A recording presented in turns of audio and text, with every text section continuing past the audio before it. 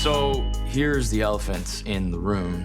I don't think we can really do an episode about guns without talking about these tragic mass shootings that have been happening far too many times, especially in the United States where I live. But it doesn't only happen in the US.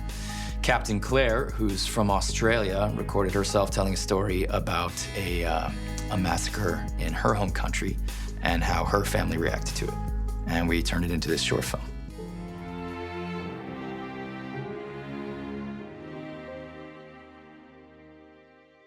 In 1996, I was about 14 years old and living on a small farm just outside of the nation's capital in Australia when the news broke through of a mass shooting.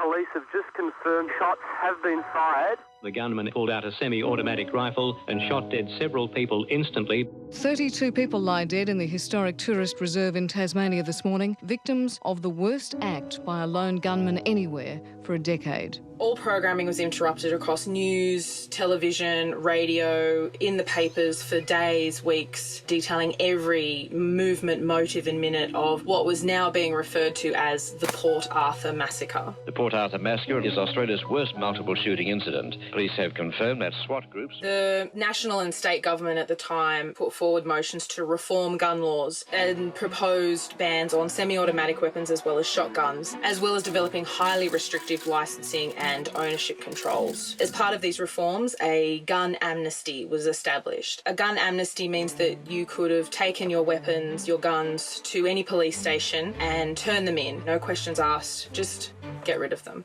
We owned 2 rifles. One was my father's, because we lived on a farm, so, you know, occasionally we'd have to take care of a crazy chicken or scare away foxes from livestock and things like that. And the other one was passed down in my family from my great-grandfather to my grandfather and then to my dad. Dad would, when we were little, set up tin cans along the fence and we'd take pot shots with grandfather's rifle, you know, send the cans flying and all the dust would billow out from behind the cans, and it was a lot of fun and I really liked shooting the rifle, you know. But in April in 1996, my interest in guns changed completely, as did a great many of Australians. I remember when it happened, Dad called us into the living room and he laid the 2 rifles out on the dining room table. You know, we had a talk about what had happened and what we, as a family, were going to do about it. And he explained the amnesty and he explained the laws as best he could to 3 kids. And he pulled the rifles apart and wrapped the pieces up individually. We all got into the car and went down to the local police station and handed them in as part of the gun amnesty. It was so important.